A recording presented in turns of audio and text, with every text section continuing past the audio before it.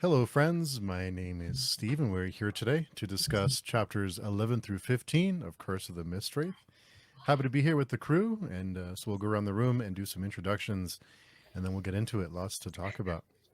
Chibi Po, you kick us off, please. Certainly. I'm Chibi Poe, just a longtime reader of Jenny's work, and happy to be here. Nice.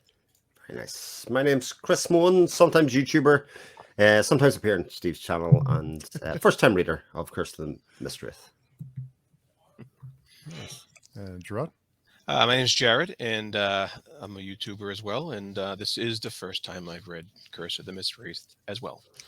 Nice.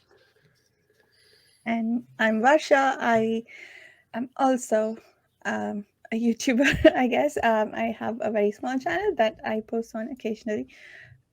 My first time reading through. And I think I had read part of this book before, and this was the first section that I hadn't read before. So it was very interesting. Nice. Glad everyone can make it. And just want to mention before we get into it that next Saturday at 6 p.m. is our live stream with Janny to discuss the book, the whole book. And then after that, for book 2, we will be taking a little bit of a break. We'll come back on May 14th. We'll meet on May 14th, and we'll meet every other week to discuss 4 chapters at a time. So it'll be a little bit easier of a reading pace. Won't be as fast as this one. So just anyone who wants to jump on, anyone's welcome to join us. Just check the forum and tell us you want to be here. We'd love to have you. So every meetup, Johnny does send us some notes to reference, so we can we'll reference back to those. But for chapter 11, what was everyone's thoughts, or kind of what stood out to you? I know there's a lot, but you know. There's so much going on. This is so weird to read a book and kind of go, right, I feel like I understood the events of what happened there, but I don't actually understand necessarily what it actually means. It feels like everything's just very piecemeally led to me to kind of say, oh, here's a sentence. You know it's probably significant, but, I'm not going to give you really the proper context for it yet. So I have a couple of those from this chapter. Because it starts with, obviously, directly following on from the end of the last one, where the Coriani kind of attempt has been foiled at the scrying from the previous section, and kind of Arathon and somebody else, come over who it was, were basically having a laugh about it. It must have been Dakar, about turning them a bit aside and saying, but that's it. And Asander basically comes in to tell them off, to say, whoa, what are you laughing about? This is no laughing matter, young man.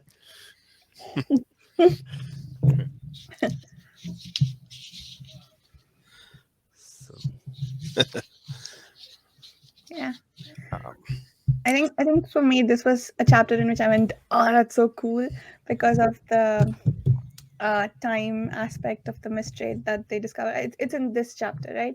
Yeah. And that was really interesting, like all these layers and dimensions to the world that are getting added now.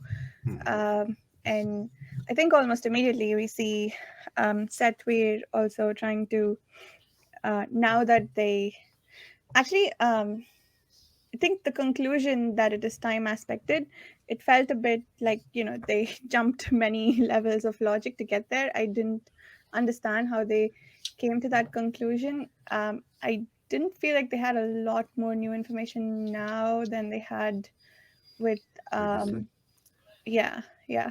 But, that's probably me missing something. But yeah, they did. But once they came to that conclusion, I felt like that was really cool what they thought of. Yeah, so some of the magic, when they come to those, like you said, come to those conclusions like that, it doesn't seem like it's fully explained at the time. Yeah. And I think in this chapter they came to some kind of conclusion that it's like an alive force of some sort or something like that. Yeah. So I thought that was a pretty significant revelation. I think it's interesting because there's sort of and I did like this, sort of like sci-fi elements at play here. There's a lot of sci-fi ideas here between phasing and timing and all of that kind of stuff that's going on within this. Like, this couldn't be a more fantasy context. But lots of really like super heavy and big sci-fi ideas that are kind of floating about. And it's not the only one within this series of 5 chapters that obviously we'll get to some other ones. But I think that idea that it kind of the mist could be a containing force as much as you know, being anything else, I thought was okay. Yeah. I think there was one section where they were talking about the strings that made up the universe, and I was like, oh, is this inspired by like string theory maybe? And there's a lot of interesting I can weigh on that. She's talked about that before, that string theory and interesting. Nice. Like quantum physics and stuff underpins a lot of how things work here. Very cool. But they as I remember with that, it opens up with them, having their laugh off about Aerithon and Dakar, tossing, upsetting the scrying, and then get just bits where Aerithon,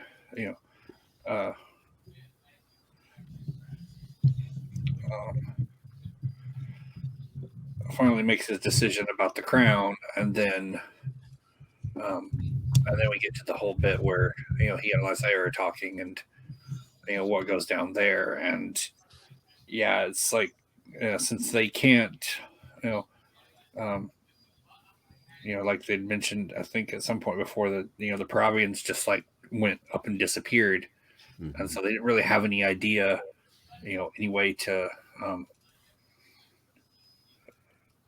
determine what the Mistwraith was. They thought it was like a thing, but not necessarily a sentient force.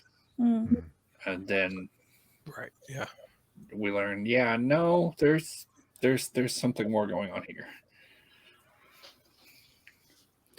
Yeah, I thought that was interesting. There was like the speech from a Sindir as well about warning about Allura and actually not engaging with her, and actually how dangerous it'd be for her specifically, to reciprocate those feelings or even engage with her to let her know that she's in. While at the same time, somebody had said the Killing Tower may admit no force except unconditional love as well. Which was kind of the compassion was the vehicle they used to do the scrying in the first place, but obviously it's just kind of revisited as we go through these set of chapters that Allura's relationship is both seen as an advantage for the Coriani and also is something that some people are quite unhappy about on their end. Yeah, it's true. I mean, just basically, it's like as this jumps ahead a little, but to the end of chapter 15. But it's like even I think Muriel mentioned that she's you've got to be careful that girl. She hadn't sent her off back to interact or be near them again, probably wouldn't have been a problem, but but because she did, just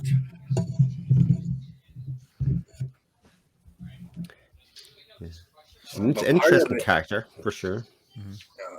Part of it too is it wasn't exactly clear, but it's like part of what set off Aerithon realizing something was not quite right there was he was comparing the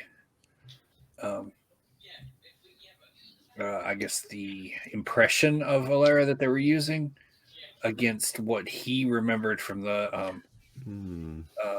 hayloft, and the two things did not quite match because Allura hadn't made any kind of realization of that herself. One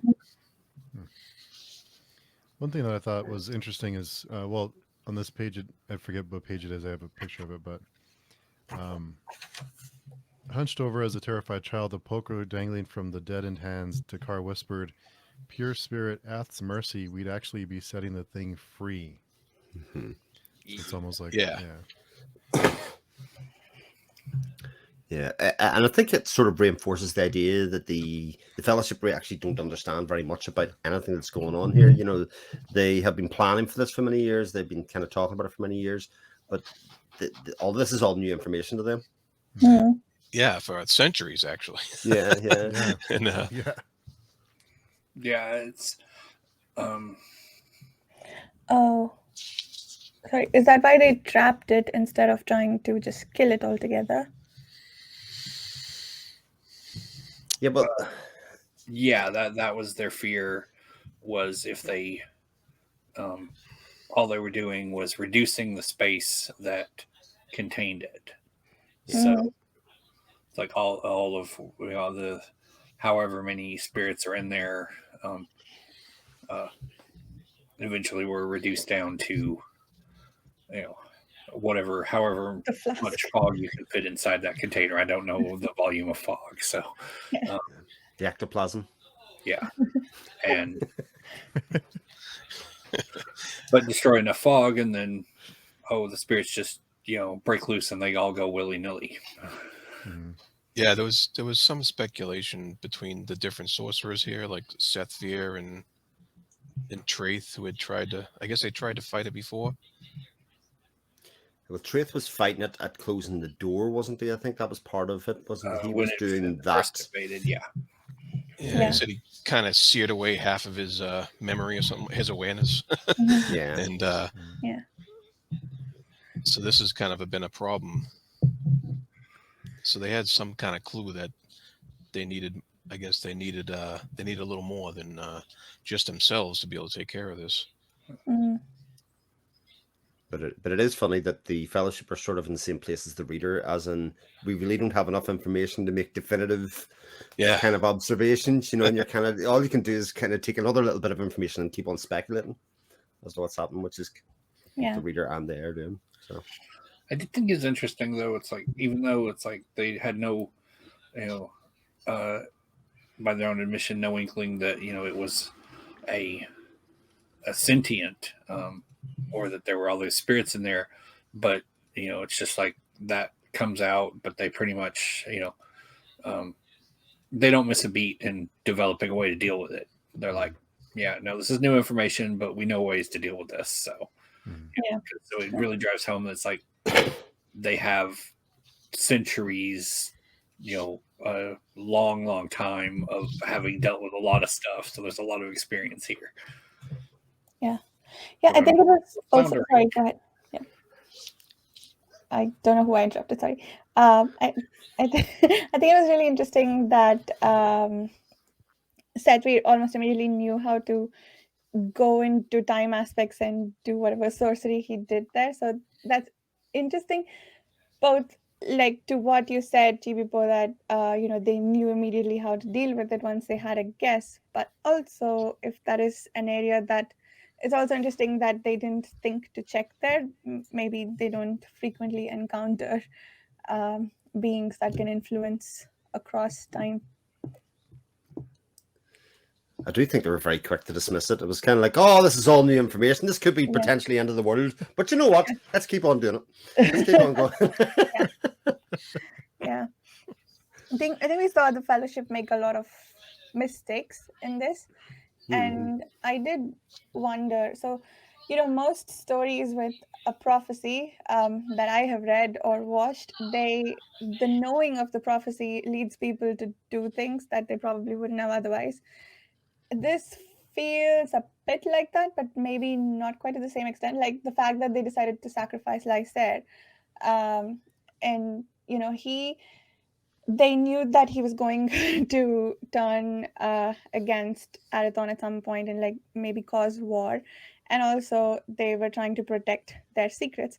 I wonder if they didn't know the prophecy beforehand, if they would still have made the same choice, or like how much of the knowing of the prophecy or reading of the strands led to some of their decisions. That is a very interesting. I'm trying to figure out whether this is another story where the knowing of the prophecy is changing the decisions that they make.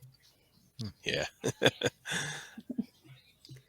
But they sort of refer to the idea that Dakar's damn prophecy they know so little about. They really only have like readings of it, and as in that classic trope as you're saying about where they use or misrepresent the prophecy, they're sort of aware of that, you know, insofar as they don't actually know the finer details of how anything this is going to happen. They knew obviously that the two brothers were going to be responsible for getting rid of the fog and the mist, etc. in general. And that in its own right, for us as the reader, even the start was like seen as, oh, that's a good end. Oh yeah, that's good. That'll end like centuries of, you know, whatever the mist was doing it, you know, for ill.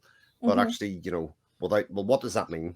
How do we get there? Is there any cost to that? None of that's known. But like the end goal was seen as justified in its existence, you know, for doing everything. Yeah. It's also like, you know, they're working, you know, on the prophecy note, you know, they're working with, I guess, a little information on it. Yeah, they're like, you know, it's like these things shall, you know, not happen or shall happen until, you know, this thing happens. And the only thing that they know is that this thing is contingent on, you know, Erethan accepting, you know, the High Kingship. Yep. Yeah. Right. Yeah. Yeah, and he's still kind of complaining about that in this chapter, this first chapter. Yeah. He's not done. Yeah, I know. Yeah. And then, you know, we you know, they thought, hey, everything's in order. We can, you know, we can get that to happen. But and then we get a couple of I don't know if we're jumping ahead a little bit there, but then we get another prophecy, you know, that, you know, compounds the whole thing. Yeah. So now they're like, is this still valid? We don't know. I think the Black Rose prophecy, it doesn't have a timeline attached to it, right? So we don't know if that was actually disrupted because Arathon wasn't coronated that day. Maybe, you know, at a later point he'll come back like that. I feel like that's still open. I'm trying to figure out why the Fellowship is sort of assuming that they will all come to a head in this like short timeline when they themselves have lived centuries and the brothers are probably going to live centuries. Maybe that's what the Strands told them, but yeah, that's interesting. The interweaving of prophecies, of course, is very interesting, but also I'm wondering if, you know, we haven't seen the last of either of these prophecies. Likely not. I know they, you know, it's like, yeah, we could have, you know, centuries, you know, to work this out. And they actually did consider that in the last batch of chapters, if I remember right. Yep. But then they were like, oh, wait, no, we can't do that because, you know, and though for reasons we don't know, it's like the Paravians, you know, would go and disappear and they're, you know, completely. And they're like, you know, no, we can't do that. And we don't know why yet, but. But you would say from their point of view, they had all the pieces there in place because they knew they needed the two brothers, and at least for that moment in time, the two brothers were with them. So to not have done anything with that would have been, you know, folly. You know, it's that kind of Star Wars thing of having, you know, the Anakin there as a like wildly powerful user of the Force. You know, I don't know if there's going to be another one in another 30, 40, 50 years. They're not known, but they're working with the pieces. Obi-Wan's working with the pieces that he's gone so far. So I think it's a similar idea. Yeah. From Jenny's notes, she does mention these chapters have very deep currents running through them that you don't yet have the vantage point to pick up fully yet, as planned. However, close attention to what is actual on the page will hint at, reveal, or imply unseen consequences and deeper implications, some of which will emerge into prominence and some of which will explode with a bang as far as distant as the final volume. So there's events here that we're reading that we may not even, but will pay off much, much later. So I love that. That's great. Seems like sit back and enjoy the ride type of thing.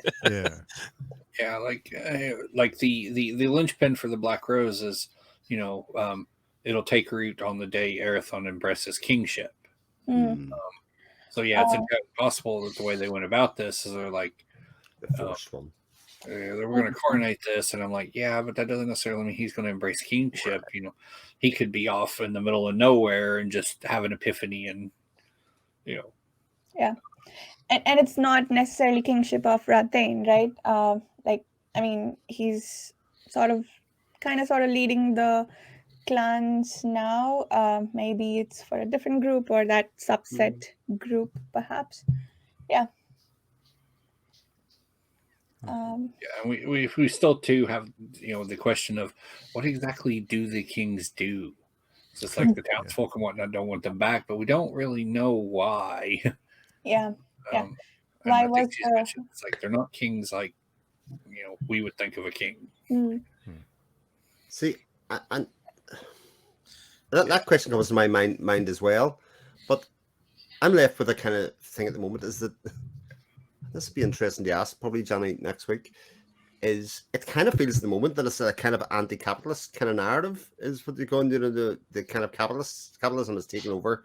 Corruption is run rife with the people that are running the country at the moment, and they're basically doing what they want, and you know they're not happy about kingship coming in, or certainly in a Tara's point of Arathon coming in. So it represents obviously Arathon then looking after the people, the slaves, and the people that have been basically imprisoned, and the children, etc., and showing that side of it. And then actually quite cleverly uses it as the stick that breaks Lysair and Arathon's relationships, you know, to hang it on to say, oh, that's he showed me that, but I only seen one side of the argument, and therefore he can't be trusted. So it kind of feels a bit like at this stage like an anti-capitalist sort of narrative, but that would be again quite unusual in like a epic fantasy books with hints of sci-fi and now political thing. But there all those things are possible. Yeah, and it's like, you know, we see the little bit of, you know, history that gets told that like the townsfolk were so afraid of the High Kings and the Paravians that they went to the trouble to dam up this river and reduce this entire region to basically a desert in order to, you know, keep them from coming back, because they wouldn't, you know, with it being a wasteland, no one would want to go there. And I'm like, that's kind of insane. Yeah. Yeah. Yeah, for how beautiful and awesome we are told the Paravians are, it's interesting that they were that the townspeople did bad things to them. So yeah, I'd be curious if they had real reason or if it's just you know, sort of racist hatred. But isn't it interesting when the Atarans decide, oh, we're just not going to stand, we're going to take Arathon out before he can even get further? It is the democracy and the townspeople and the common voice is the bit that basically says, actually, you can't do this. You know, actually, you haven't got the support of the people, or you will go against the will of the people here, and actually, they have to hold fire and go about it another way with their turn. Yeah, they do have an interesting governmental setup going on in these things. I remember, I think Janny said that nothing is what it seems, and when it came to like governments and how the people govern themselves in these different areas in the world. Yeah. Yes, you mentioned that in notes for the last set to say that it appears like a feudal system to start off with, and I think even by the end of that set of chapters, you can kind of see it's probably not just feudal. Yeah, that was but it, but even now we're getting another couple of layers to kind of say it actually still is different again than what you think of it. So I think it's constantly evolving, you know, our understanding of these things. Yeah, nothing's at the scenes because when you get points of view from characters, but it's always just their limited perception. Yeah, and the bigger picture is always much more complex than what those characters are giving you. So the two shadow behind the throne people that we meet, it's very interesting that neither of them felt tempted by power. They were both very happy to give up their mantle when their true kings showed up. And I don't know if that's like total if it's just that, you know, the people as a whole are noble, because at least like we didn't get to see too much about what other people thought in Lysair's case, but in Arathon's case, people were very eager to dismiss him or to say, oh, he's not helping, he's not willing to fight, whatever. So it's not like the people as a whole have it ingrained in them to respect monarchy or whatever. But yeah, it was interesting. Those two characters, I think, I have a feeling I'm going to like them a lot in future. Extremely reminiscent of Dune, that part. Actually, that kind of idea of you make your own prophecy, and actually it will hold the people long enough that they will keep their place. They basically inventing a prophecy there to kind of say the Bene Gesserit to say, Yeah. oh, this person will come along. So when that person does present, everybody kind of swears fealty, or a certain subset of people swear fealty immediately. Right. Yeah, she does mention. Oh, sorry. Go ahead. Oh no, go ahead. I was gonna. From her notes, there was a lot going on. If you knew and you don't, the full scope. The full scope of the Fellowship's vantage point. Why did they miss certain signal aspects of the Mistwraith's makeup? Why now should this surprise whammy be revealed? There are many, many aspects and echoes, certain lines within that will return to you later, not apparent yet, not meant to be. But there is a great deal behind what is not said, and exactly how you are limited in seeing what also may be going on. The Fellowship's vantage, since you are limited to Arathon's ability to track it, you definitely feel the limit of what is able to parse here. So we are, like we had mentioned earlier, seen through their perspective, we're very limited in what our understanding is because we're seen through them. So it's not sure if who's more confused, them or us, but yeah. It's such an interesting narrative choice that, for an author to do. Isn't it, to kind of give the opinion, like, you not know what's going on, but neither will the characters. So everybody's in that together. Yeah.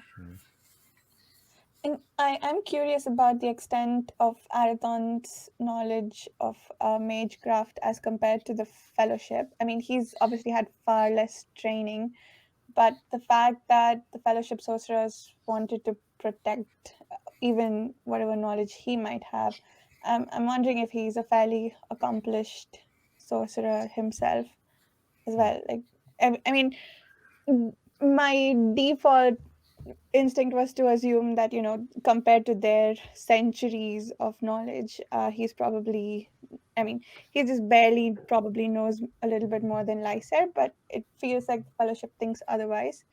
So yeah, I'm interested in just how much he knows as compared to them. Yeah. I'm trying to think of. He is, as this, and I know some, I think some people have, disparaged, him as a character for this, but he is on several levels a prodigy. Like Dakar's had some 500, plus years, and Arathon's easily outstrips him with, significantly less lifespan. Because we would say that in some early chapters where, like, oh yeah, Dakar set, awards to protect his money and whatnot, and Arathon's just like, LOL. Yeah. Take these off of him, and he's not even going to notice. Do we know how old Arathon is? Have we ever told that? It's not mentioned explicitly in here, but at this point, he's 1920. Oh, that's it. Yeah. Lysair is a couple years older. That we know. So Lysair is like 3 to 4 years older, but Arathon's, okay. Yeah. So any magecraft training he would have had would be like elementary school. Kind of raised. He was like the Mowgli. Again, here's another pop culture reference for you. He's like raised by the wolves. He was raised by the mages. Yeah, he was raised by the mages until I think around 16, and then he went to Carthan, and he spent like 3 years or so there. So he didn't even finish his training, really. Yeah. It's referred to in a couple of places, especially when Lysair goes to find, chapter 11, goes to find Arathon, and he's sitting by himself for isolation. And Lysair basically had said, we're being watched. And Arathon's training had him to have his senses guarded so that nothing could get in or out. And it was only when he trusted Lysair enough to say, actually, let me investigate this, that as soon as he dropped his training or dropped his guard, that the thing attacked the two of them. That was basically the signal for the two of them to go. And actually, it's referred to at probably 14 or 15 that, the Fellowship say, God, we really should have spent more time building Lysair's resilience and base level training to be more guarded. We messed up there. Yeah. That wasn't. We failed him there, and I think we referred to it over the past couple of things as well. Is that nobody seems to be really worried about Lysair's training? It's just like he just has power. Let him go for it. There's no Jedi training school here. So. Yeah, I thought we got a little bit of an answer to that in the fact that they didn't really need him to be trained. Apparently, they just needed to be able to use his power because right. who was it, Karadmon? He just sort of like used his power, like channeled through him, to use Wheel of Time terminology. But I think that sort of answered the question we had, I think, a little bit about why they didn't feel the need to train him.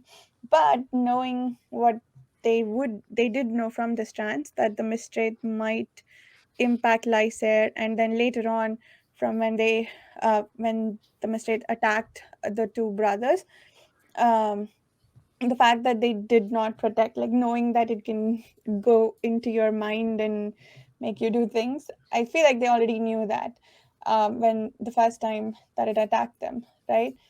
And they chose to not protect him. So I don't know if they had resigned themselves to the prophecy at that point.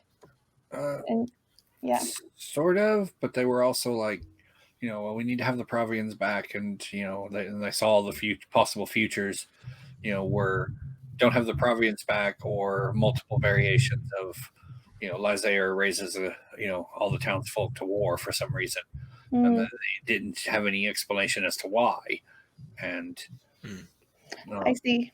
So they needed to let Lysair go bad, sort of. They didn't know why he was doing it until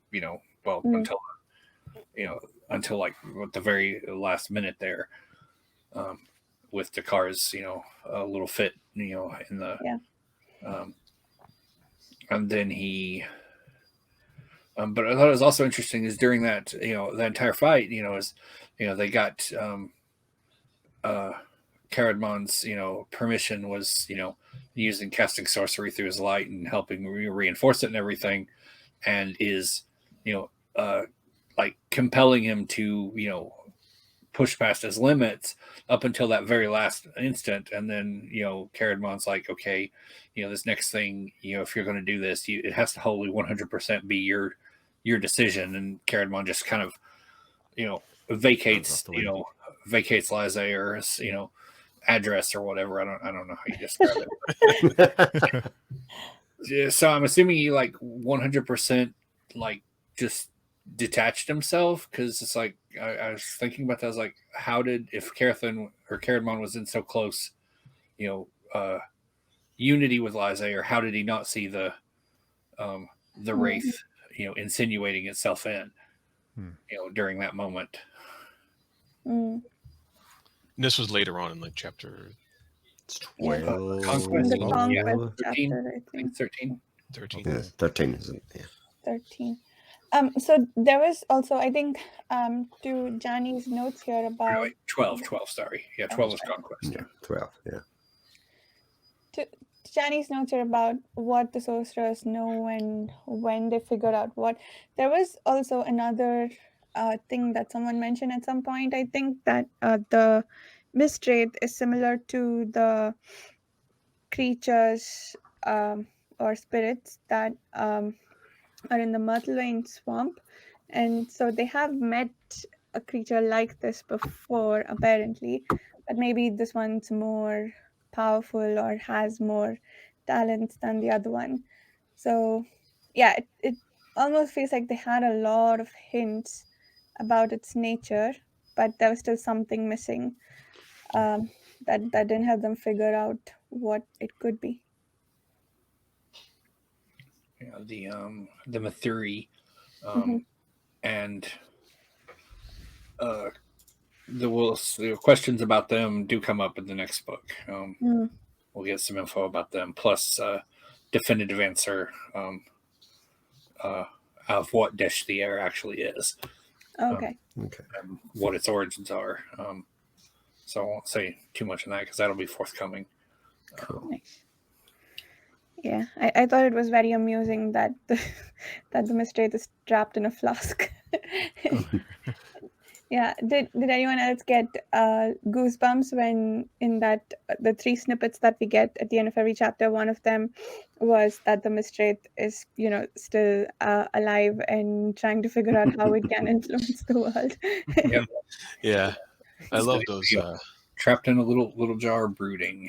Yeah. Yeah, I love those little end chapter Mhm. announcements. So They're good. They're kind of Yeah. like almost news flashes, like news flashes. Yeah. This is happening Yeah. here. This is happening there. This is happening there. Yeah. And I got a kick out of those. I really love those Yeah. parts. Yeah, I really look forward to those because they're very much, you can get caught up at the end of a chapter of going, all your focus is solo-y, whatever that word is,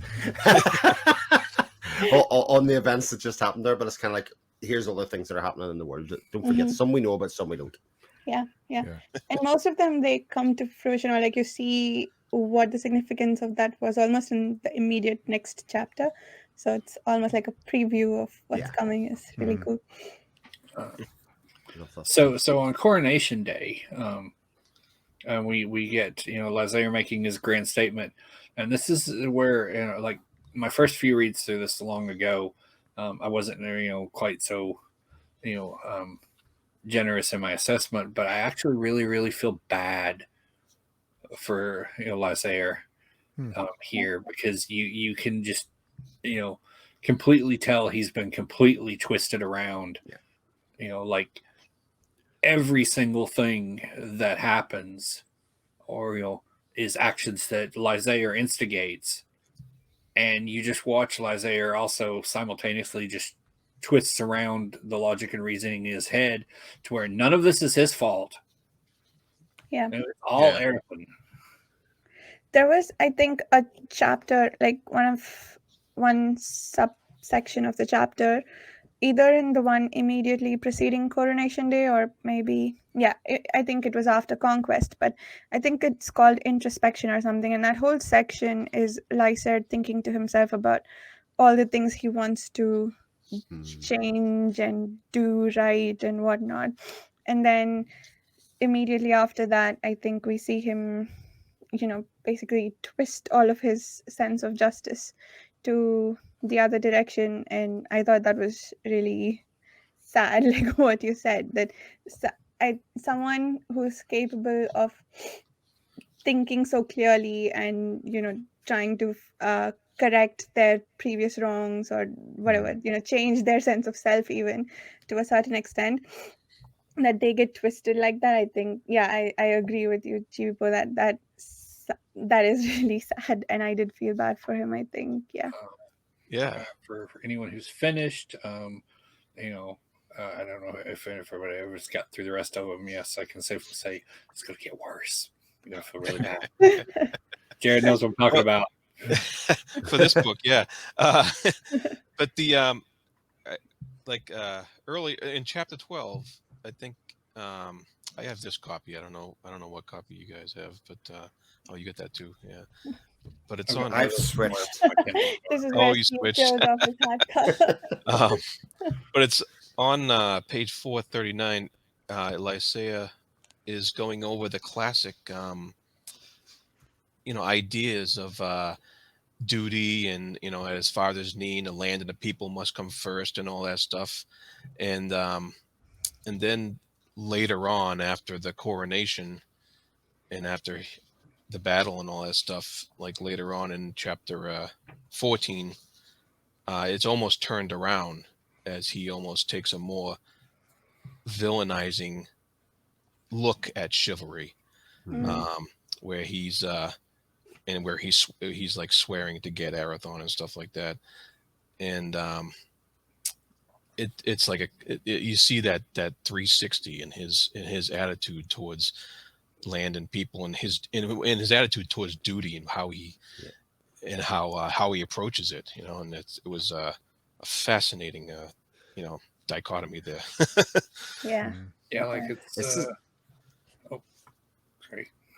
I was just going to say, it definitely felt like one of those bits, like, again, reason 1021 why I will never be an author, right? You know, and how you can be so skillful, like one of those things, like some people write and then other people like really write.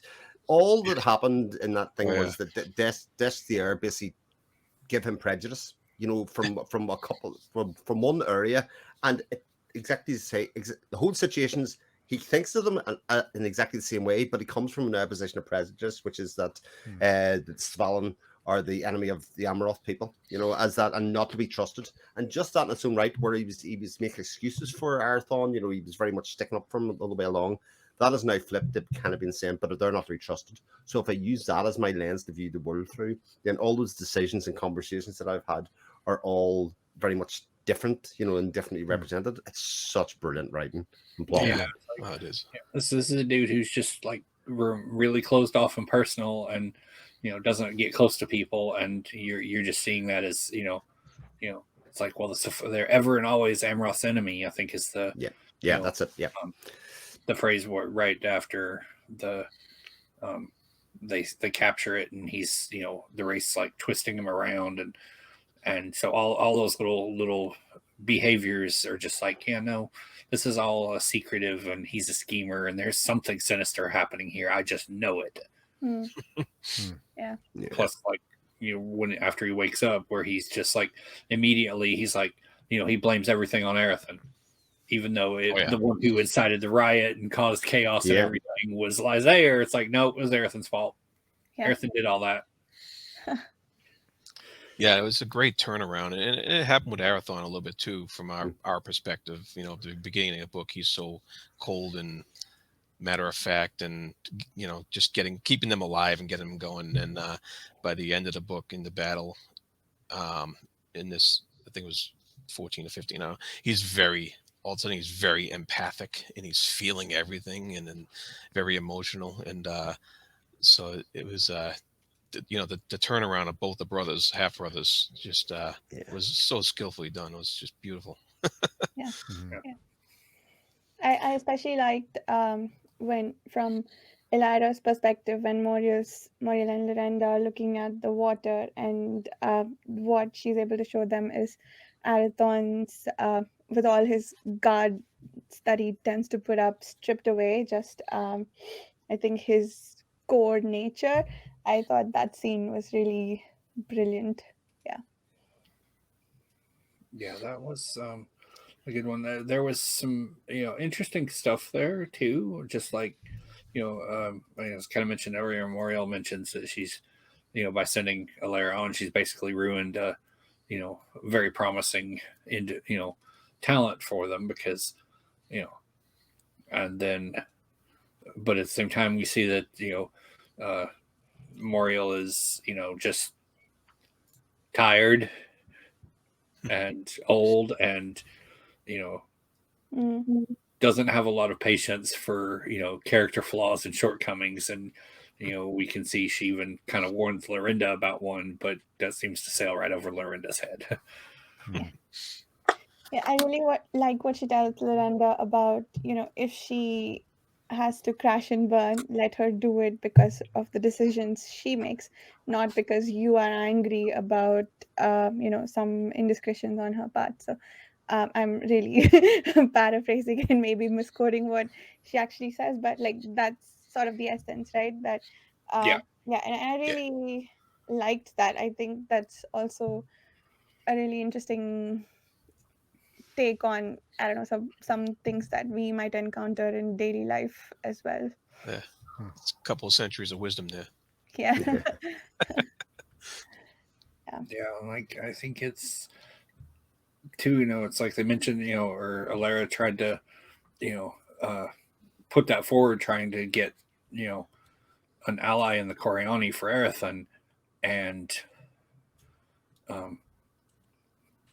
for reasons that Alara obviously has no knowledge of at this point, you know, was completely her, you know, the opposite, you know, achieved, because, you know, the scene at the end of 10 where Moriel and Lorinda got thoroughly humiliated and wrecked because of Aerith, and so it's like she's already like, Moriel had already decided nope, nothing Alaris showed her was gonna change her mind. She's like, nope, this guy has to be curbed, period. This fear of I think essentially they fear that they cannot predict Arathon's actions, and that makes him dangerous. I think that I'm interested to see how that will play out. Do you think that's a case that they can't predict his actions or they can't control his actions? Because I read it as very much, Arathon is going to do what Arathon is going to do based on, his center code of justice, whatever he's going to do. And it doesn't matter who gets in his ears. It doesn't matter. Asandir and the Fellowship have no control over him whatsoever. Whereas obviously Lysair's showing that people can get in his head and kind of go, here, what did you see what he did over there? And he goes, yes, what? I cannot believe he did that. Sorry, go ahead, Chibipa. Yeah, it's definitely a little part of it. Like, she's just not going to accept, that kind of power in someone she can't control. Yeah. I do wonder, this is just going back to the last set of chapters before that, when she, right before they, with the whole blowing up the scrying, and she ran to Lorinda, she refers to Aerithon as, she's like, when she's ranting, she's like, were you blind and witless not to see? The Cephalan bastard's been trained to power. And, she just calls him a bastard right out of blue, which, I mean, okay, I don't think she knows that he was one, but I wondered if that didn't suggest that there's like some enmity, on the part of the Coriani towards the, Cephalan for some reason. I don't know. Yeah. There was. Oh, go ahead. No, go ahead. There was a very interesting section in chapter 12 as well about how in the far past the Fellowship chose 3 men and 2 women to found the Theris royal lines, and they were selected for like dominant traits and stuff like that. And I wonder how much of that plays into what's happening now, with these prophecies and with their selection of how this is all going to work out. It almost reminded me of DNA tampering, but that paragraph. That seems precisely like it, except they're controlling for emotions and I think we were wondering last time that about the implications of inherited compassion and things like that, and I think that they really explored that in this a little bit, because I think as soon as Lysair finds out that the trait that he's inherited is justice, he's like basically rethinking his entire life to see which ones were forced and which decisions of like his sense of justice were forced and which ones he probably made on his own. And Elira is also, I think when someone implies that Arathon potentially returns her affections, she's like, no, but he's compassionate, that he's going to be sort of programmed to return that. I think I really love that was explored further in this section, and I'm curious to see how that plays out. And there's also this aspect of the Fellowship sort of shooting themselves in the foot, like things that you do that you think you're doing like as a far-seeing body. They seem to have made some decisions in the far past that are coming to bite them right now. And you wonder why Dakar is so bitter all the time. Yeah, that's the hangover. I have a theory that Dakar doesn't just drink because he likes alcohol. He's trying to forget something. Yeah. Agreed. I consider he's got a foresight gift that he can't really control. He's probably seen some stuff. Yeah. I think it was also mentioned earlier, it's like, and that's just, he has like multiple ways to avoid seeing stuff, just because it doesn't set well with him. Like in the cabin way back, after they came through the gate, and he thought he Blockbuster. was going to have a vision while he was holding a lithial, and he's like, nope, Yeah. dropped it. Like nope, I want nothing to do with that. Yeah. In the chapter with the new prophecy, the second prophecy that we still don't know the details of, I think I think Chibibo, maybe you said this during one of our previous discussions, that Dakar represents the reader in some cases, and I think that's kind of what he was like full on doing in this chapter, because he didn't know what he had prophesied, and neither did we, and he just kept running around mad trying to figure out what it was. Yeah. Well, he had the as they describe it, he's got two different sets of prophecies. He's got where he speaks one, like with the Black Rose prophecy, and then he gets his visions, and those can come in one of two ways. If he doesn't remember it after it happens, then it's absolute. It's an absolute. It's going to happen, whatever it is. If he remembers it, it could happen. Interesting. Right. Oh, really? So when he blacked out, he's like, and then he doesn't remember what happened. With that one thing, is just he saw the moment there where Lysair's on the balcony and denounces Aerithon and blasts the him and causes all the chaos and everything. At least I'm pretty sure that's what he saw. Is that also? Sorry, go ahead. Yeah, I think that's what he saw. That's what it implied to me, but I could be wrong. And that is also the scene that Lysair sees when they are battling the Mistwraith, right? Just yes, like just right before the conquest chapter ends, or like the Mistwraith is fully bottled. That's the vision that Lysair also has. Yeah, the thing, and they mentioned it where they're like, oh, we maybe we shouldn't have. Maybe we should have had Aerithon be the one to stand in the breach at the end there, and where they're examining Lysair and all is, and it's definitely in here, is they realized that they wanted to protect not give the Mistwraith access to Grand Conjury and whatnot, but they didn't realize that the horse had already run out of the barn at that point. Yeah. Like it had already encompassed the entire scope of everything that Aerithon knew. Yeah. I think this prophecy coming to fruition is, I think, potentially another instance where knowing the prophecy made it happen, because Aerithon was just happily getting dressed, and Lysair probably would have seen him where he was and asked him his questions, and maybe everything would have been okay. But instead, Lysair caught him running and had additional justifications to what he like. I think he got angry that he was running away from his kingship again, right? That this means less. The people of Itara mean less to him than his need to learn music or whatever. So yeah, I think that also was brought to a head because Aerithon heard Dakar's prophecy. So yeah, and then the Lyranth, very sad. yes, that yeah, broke my heart. Because at that point he's not fully twisted, but he's just like, this pisses me off. Yeah. And like that, Satvir and Asandir kept completely quiet and they tried not to flinch when they heard that he had broken it. He did feel bad about it afterwards. yeah, for like bit.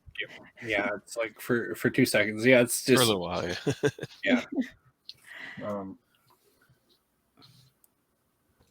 I thought there was some very interesting. We saw a lot of magic being worked in this last set of chapters as well. I thought I really liked how they're all like slow, really fine-grained workings of magic. Like with the strands, of course, we saw that. But then when Satvir and Asandir are trying to heal or like exorcise Lysair, or when Lysair is trying to remove Arathon's shadows, I think the only flashy bit of magic we saw was when Arathon defends himself against Lysair's attacks. But everything else is like slow, steady, long durations working of magic, which I think we don't, at least I haven't read a lot of books where that's what happened. So I really loved all the descriptions that we saw. Yeah, and I like too the in yeah, it's 11. Yeah, it's 11, where Deshtier attacks them, and Asandir's, just it's like they're getting cornered and overwhelmed, and then it's just like bam. He comes in. Yeah. But again, Asandir's magic or the scale of it or the power of it or what it actually does is still sort of unknown. It just seems to happen other than this kind of picking apart. I think there's that bit very later on when they're trying to rebuild memories and kind of doing that kind of thing that they're kind of saying, well, what it would take out, what it would leave in, when they're trying to get rid of the shadow. What is important, what's not important, and trying to discern. I think they all sort of have that kind of skill within the fellowship, but what's Asandir's actual power? What can he do? Yeah, it's very much it's like, well, we kind of get an idea, but for the most part we see they walk very softly. Yeah. That's one of the things I noticed that I was trying to question is like, okay, these guys have been sorcerers for centuries and we don't really see exactly what it is they can do. Like Asandir's very direct with his shadow magic, and Lysaia is very direct with his light magic. And but the sorcerer is like, are they in any way related to what Arathon and Lysaia can do, or is it something completely different that they learned? And they did explain a little bit in some areas that Seth Veer's a little different in this way, and the other guy's a little different in that way, and but it's still very much up in the air, I think, at this point. Yeah. Oh no, that's later. I'm not going to share that. There's a really neat scene in a later book that drives home the kind of power that Asandir is really working with. Then it drives home that yes, they are walking very, very, very, very softly. And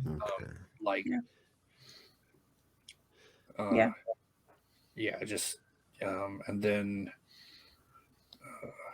I think that was one of my favorite parts of this whole series of chapters, is actually getting to know the fellowship a bit better. The personalities, actually how their group dynamic worked, where they kind of said, no, you take that part, I'll take that part, this is what we'll do. It kind of fleshed out that fellowship for us as the reader a bit more, to kind of give us an understanding that actually they are used to working together, and that they have areas of sort of expertise, and that there certain people take decisions at certain times, like we're saying about Carbon when he says, no, I'll pair up with this here for taking down that part, and then decided to step off, etc., for whatever reason that may be. And I think it's so in the scene where they're exercising Lysair again, it's not brute exercise of power. They are treading softly, but also they're making decisions that won't willy-nilly hurt people. Like they know that they can't separate the bit from Lysair that that has interfered with the sense of justice, but they clean up as much of it as they can. So it's not because they cannot, but it's because they don't want to hurt him. So that is interesting as well, that they are very cognizant of how they exercise their power. But why don't they though? Because is it because there's further prophecy to be had, or are they just being nice? It's somewhat tied into and they haven't explained a lot of it about the law of the major balance. And they don't take action and on any and interfere basically, as they see it in the affairs of man, except under very specific circumstances. It's sort of some sort of non-interference code or something like that, or to an extent, man does things, man as in a collective, and that's their business, and that has to be resolved. If the fellowship are being, in the way, if everything were working like it's supposed to be, with the overthrow of the High Kings and everything, the fellowship's intervention would be very few and far between, under very specific parameters.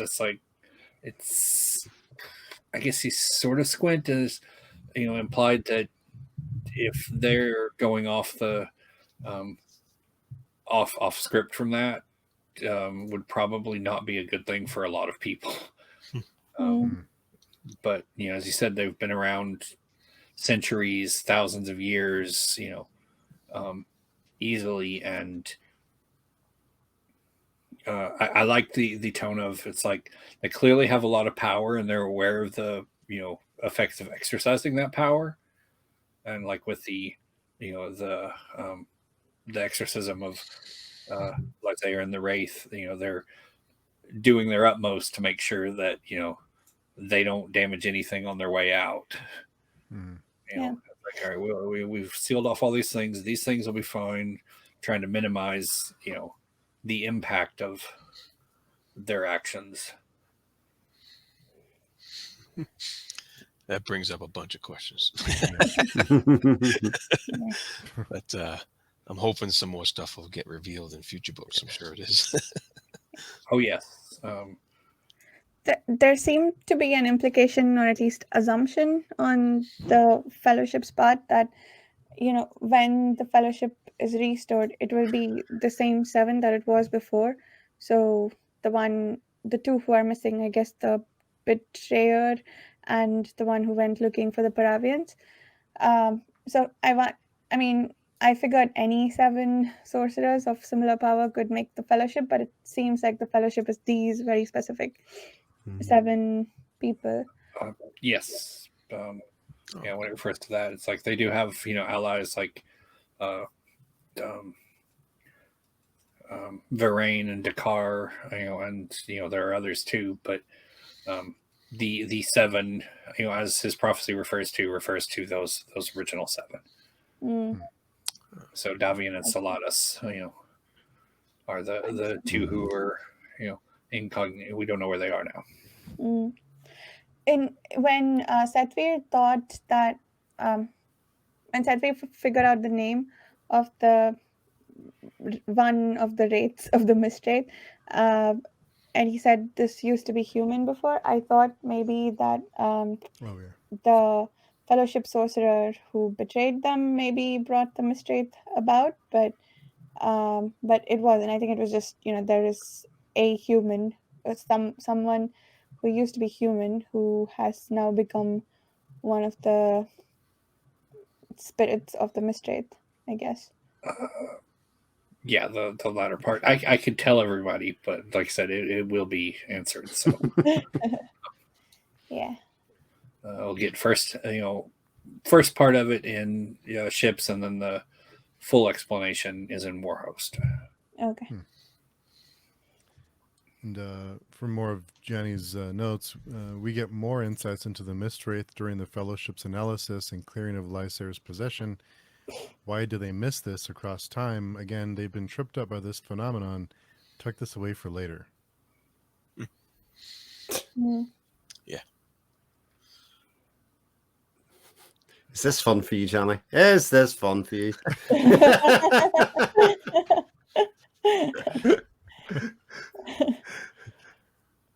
Chibipo's done a really good job not spoiling us on anything. I'm doing my best. I'm biting my lip a couple times. It's like, I want to talk about this, but I can't do it. Yeah. She mentioned that throwaway line in there. Oh yeah. What this realm will kill for certain is his musical talent. More than that. Yeah. I remember reading that. I remember it was like, oh yeah, that's big. Yeah, it's one of those lines that is just I've got lines here across the books that are just like stuck in my head. It's like I'll immediately, can identify a quote from it, and I'll be like, all right, yeah, I know where that is, and I know when that happens, and Wow. I don't know the actual page number, but I can go find it, easily.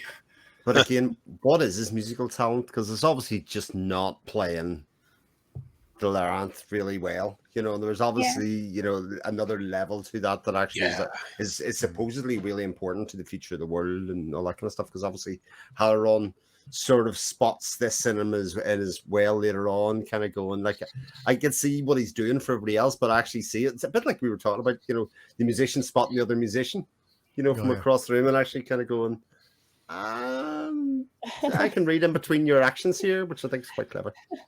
Yeah.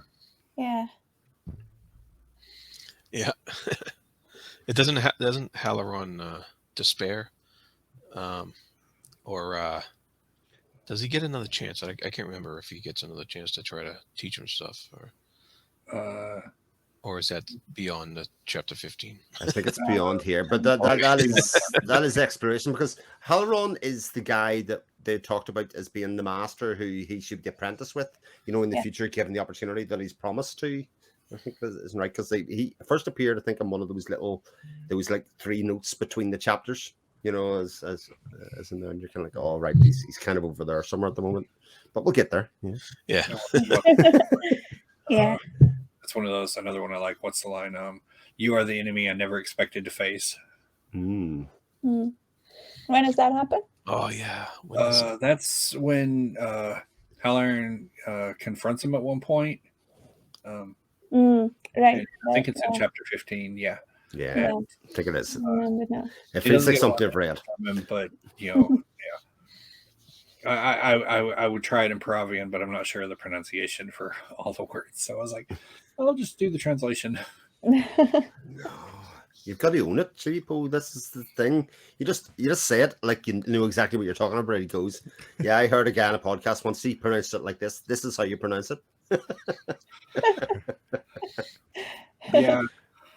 I'll have to dig into them more. It's like Peruvian words, but yeah.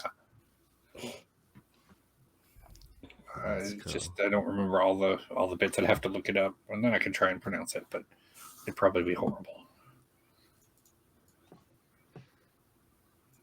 So what is this about the signal discussion they have with Lysair? How do they handle... Sorry, I'm reading off of Janny's notes. How do they handle his twisting of viewpoint from what they know? I'm trying to remember what that is about. We have nothing further to say. I cannot remember when that happened.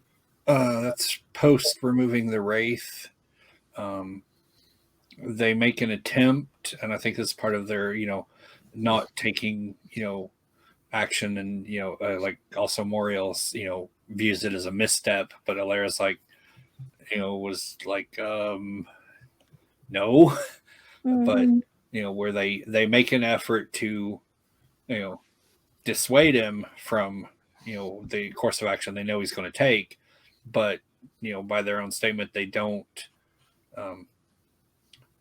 compel or at least they attempt to, not compel mortals or, interfere with the course of their destiny. And, when it's clear he's not going to, be budged, they're like, okay, they just, we this is no longer our business. And makes sense. I think it's probably too early to tell, but I feel like the Koreani enchantresses have a sort of opposite approach, that they will try to interfere and influence as much as they can to make things go the way they want. But they are very the opposite. The way that the Fellowship are very standoffish with Lysair and Arathon and letting them have ownership, but the Koreani are using basically Lyra as a tool. I mean, she is a resource to be spent rather than kind of to be molded and let run free and kind of we need to place in this position. She, as long as she has value, she will be there, and and if she doesn't, she will be discarded. Right. Yeah. Part of that is, and it's sort of implied here, is because Moriel seems very concerned with what the brothers will do and what how impacted it will affect things.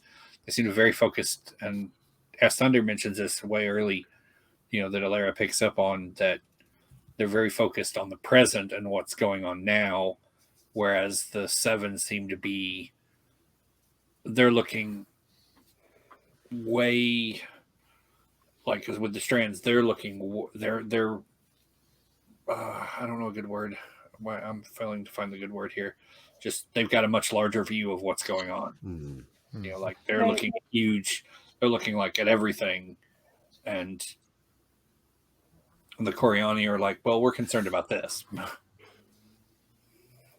and so that's a kind of a outline of their differing of viewpoints. One of them are like very broad, wide, gauging the impact of everything that's going to happen, and the others are more focused and concerned about only one thing and very much in the now. Makes sense.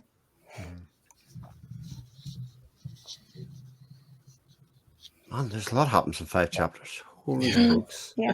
These Certainly. 5, yeah. I was like, oh. And so Arathon in chapter 15, this is when he meets up with the clans, right? Yeah, but the clans with his people, essentially. Yeah. Stephen, is that how you say it? Or is it Stephen? Or Yeah. Stay. Oh, yeah. I couldn't pronounce that name. Jared named him first, so he's now called Stephen for the rest of the. What was it? Yeah, I think there was, to what Janny's saying here, it's interesting that Arathon was the one kneeling when taking the oath of fealty. Or did he swear an oath, or did the others say? No, he swore an oath. He swore the oath, yeah. Yeah. And they basically said something to the effect of like that'll stick, or something to that effect. Anyway, yeah, it was. Oh, it's Stephen. Stephen. Okay. And he said, he took an oath to Arathon, I believe. Yes, he did. And then he's worried about convincing his clansmen. That's what he's worried about.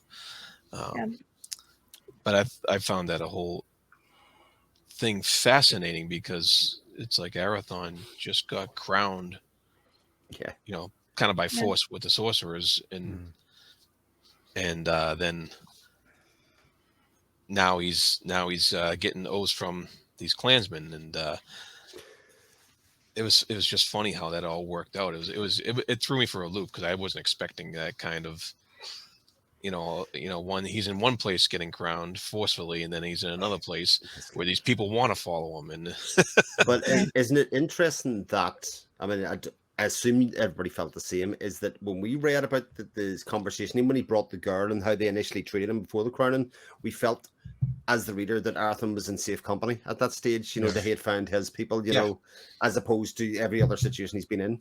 Oh yeah. His other situation was almost untenable, and indeed, yeah. And now he's a little bit more welcomed, even though he's, of course, this is when like his empathy's really kicking in, and he's completely worried about these people and whether they're going to survive and stuff like that. So he's,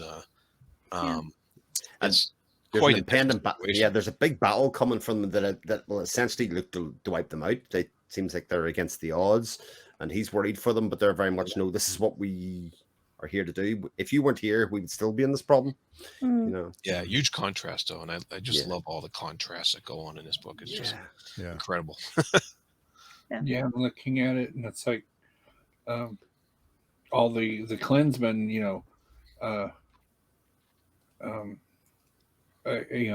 they're accepting he's accepting an oath of fealty from them, by the, they draw their swords and, plant them down, and he has to give them back and all. But at least here, he's the only one who actually says anything as far as swearing an oath, is Arathon.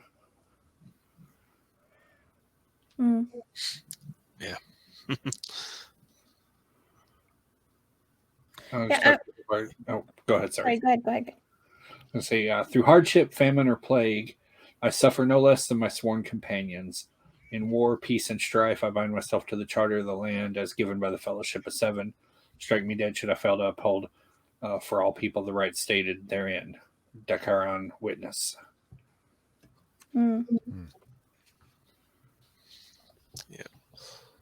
And Yeah, I was curious what he was up to because I'm pretty sure, contrary to what the clansmen thought, he's not just being idle. I was wondering if he was maybe setting wards or like planning the battle or something else. Yeah, I'm curious to find out in the next chapters. And also, I guess now he'll eat the leaves and try to predict the future a little bit. Yeah, like at least from the ways you behave to him, I don't think it's much of a spoiler to say that at least right now, as of this chapter, he's still very much in the I don't want to set ties to these people, and I am going to get them to disown me or / abandon them. Yeah, that makes sense. That will change very shortly. how does that work out for him?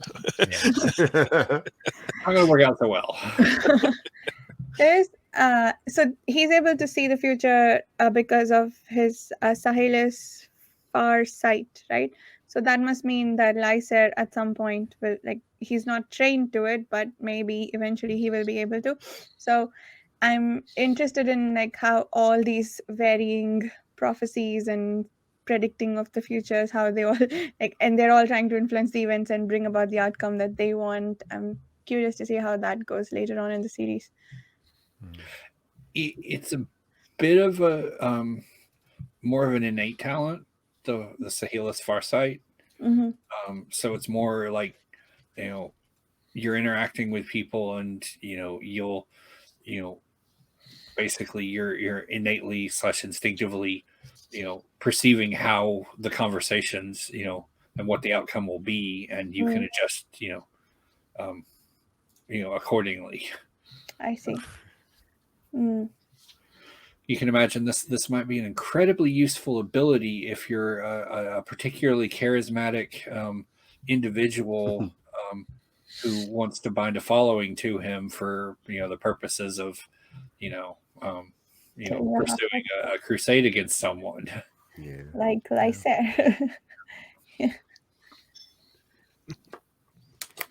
Wow. And I think you see little hints of it where like he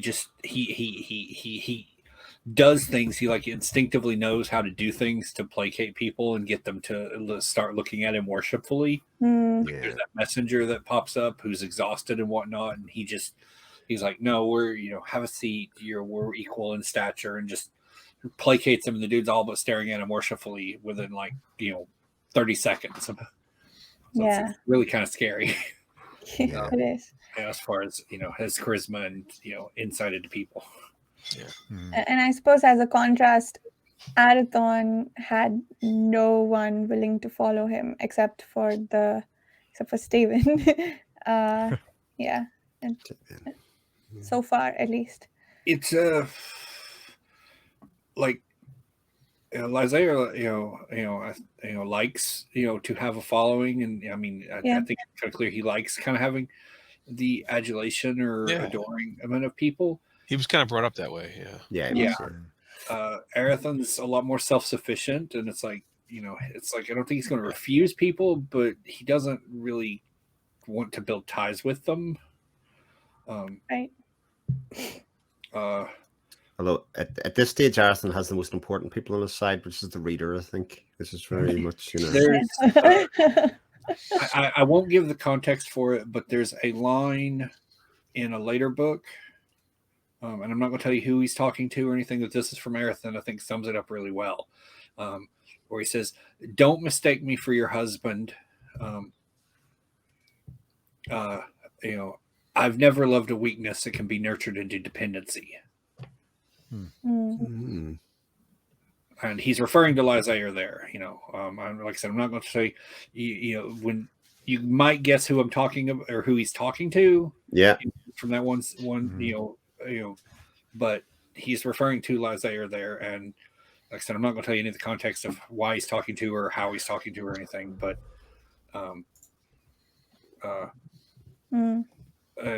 it's it's like he likes people dependent upon him. Nice, and right? Erethin's, got no business. It's like, nope. Mm. You stand on your own 2 feet, and Yeah, that makes sense.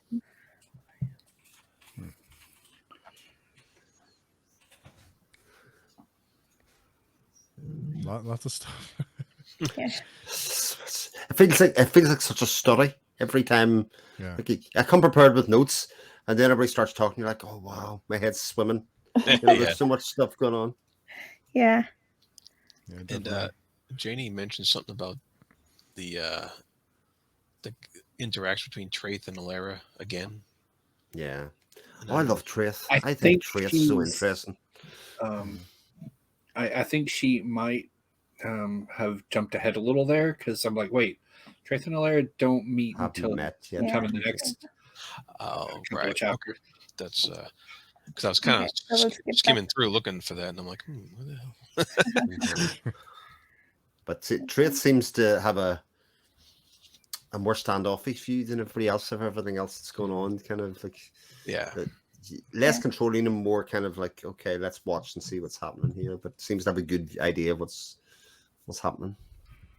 It's sort of implied that, I mean, we haven't seen Asandir and Satvir turn into their spirit forms to travel, but it's sort of implied that Traith is stuck in his physical body, right? So, I've been wondering whether Asandir and Satvir have that power, or if Karadmon and Luhain are also stuck in their own way in the physical form, because they don't ever change. Like, they only, I guess, they use illusion to present themselves when they want people to know they're around. Karadmon and Luhain are both spirit form. Right. Yeah. Sathvir and Asandir could go that way, but I think it's like it's a one-way road. Oh, interesting. Okay. Yeah. So far as we know at this time. And they're not sure if Traith can actually, with him being injured, could actually, do it. So, and then there's this one that Janny mentioned, and I would recommend, if anyone has it, or hasn't picked it up, is to read The Gallant. Where she asks in the notes here, she's like, and you were seeing them from the client's perspective. Ask yourself, do you really understand the culture yet? I don't think there's a whole lot that gives you, much of an insight other than to the clan culture, as to,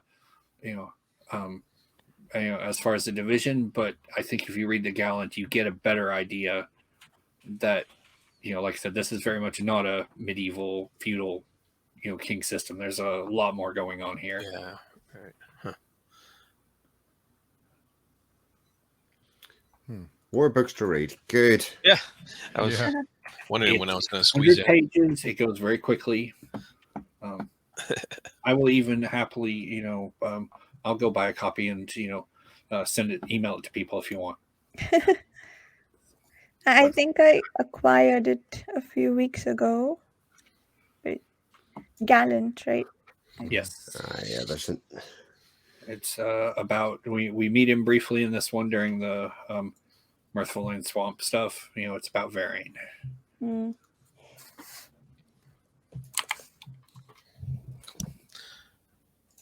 Is that only an ebook, or is that? Seems to be only an ebook. Yeah. It's I believe she's only there was a collection of it was an ebook collection that it originally published in, which is where I have it. I don't know if that's still available on Amazon, at least from the way she mentions on her store. I don't think it is. No, it was a limited run book. Secrets and Spells, I think, is what's called. Released a limited run promotion by Tights Books, but no longer available. So I've put the link in the chat there. Maybe Stephen copy it into or whoever. I need to Put go it into through the- and get the ones I don't have because I have them all in the short stories in their original releases, and I don't have all of the books handy anymore. So I'm like, I need these. I want to read these. I don't remember anything that happened in this here. That's cool. Yeah, I gotta read that at some point. I've got my copy. Yay. Nice. That was fast. Yeah. I found mine. I had emailed it to myself because I didn't want to keep logging into the website.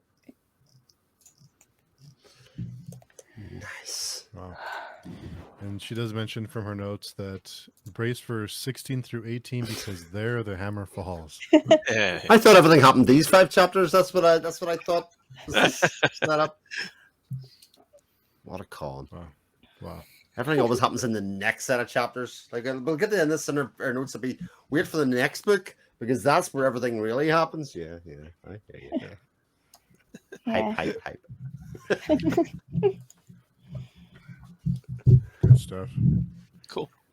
Yeah. Anything else you guys can think of? That was pretty good. I'm like, Yeah, exactly. because I thought I had a pretty good grasp, and then like I think Chris, you said it. Like everyone starts talking, I'm like, okay. but it's interesting because I thought this set of 5 chapters was probably the easiest to understand and kind of make my way through on the moment to moment and kind of think, right, that's what's happening there. Those events are what's happening. This makes a bit more sense. And yet it's just another set of layers to sit on top of all the layers that we had beforehand. Yeah. Well, it's a bit of, and this is kind of style I think she's mentioned before, is she tends to have like the mid to 2/3 of the way through climax, and then everything mellows for just a little bit before you get the final climax, and it just rolls right into there. It's like this one we hit the conquest being the like the mid climax, and then little bit of downtime, and then everything just erupts from there. Yeah, I wasn't expecting conquest or like the defeat of the Mistwraith to be in the middle chapters. I mean, obviously it's not like fully done, but I thought that would be the end of the book, but it was the middle almost, so that was very interesting. I'm going to betray my gaming habits here, but it's not dissimilar to in that respect to the latest expansion of Final Fantasy XIV, where they'd been over the course of the games they'd been building up to what everybody thought was going to be your final boss, and we thought that this one character you were going to fight him as the final boss.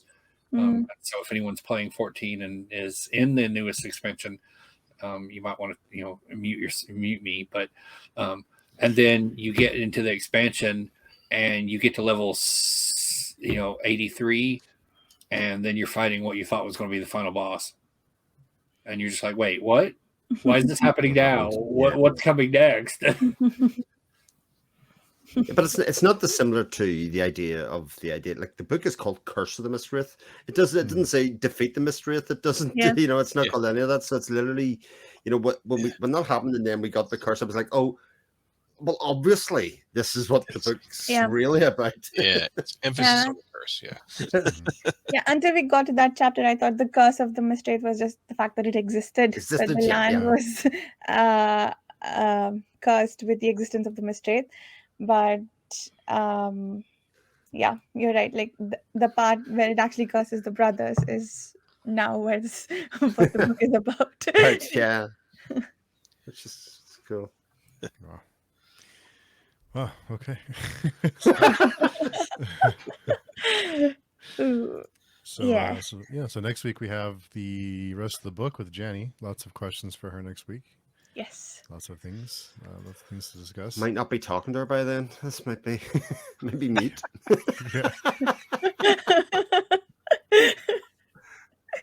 Yeah. But in the meantime, Chibi Po, you want to tell us where people can find you if they want to get in touch with you? Sure. I do have a YouTube, but there's nothing there. But you can message me there. I'm on Twitter at I think it's GBPO 1, because someone had already gotten the one before I joined Twitter. God damn it. Though I'll grab just here. Of late, it's such a pain to find anything on Twitter. I'm like, I go to look for things, and I'm like, why is this such a mess? And then I realize why, and I'm like, oh, I just feel depressed because I actually liked it, but it's kind of gone downhill. But anyway, sorry. But yeah, I can be found there. Yes. And Chris? You can find me on my YouTube channel, which is just my name. You can find me on Twitter at 7 o'clock Shadow. You can find me on the Patreon forums with plenty of the other people that are here. And Jared? You can find me on my YouTube channel, The Fantasy Thinker, and you can also I'll also be on the Page Chewing forums, and I'm on Instagram at The Fantasy Thinker as well. Nice. And Varsha, best outro. You have the best one. On my YouTube channel, Reading by the Rainy Mountain, and the About page has more ways to contact me. I don't know why I never thought to say that. What a pro. Yeah. That's a pro move right there, Varsha. Pro move. Well, cool. Well, thanks, everyone. And we will see everyone next Saturday for our live stream with Janny. Come by and say hello, but you'll be spoiled if you haven't read the book. So heads up. So, cool. So we'll see everyone next week. Yes. Awesome. Thank you. Bye-bye.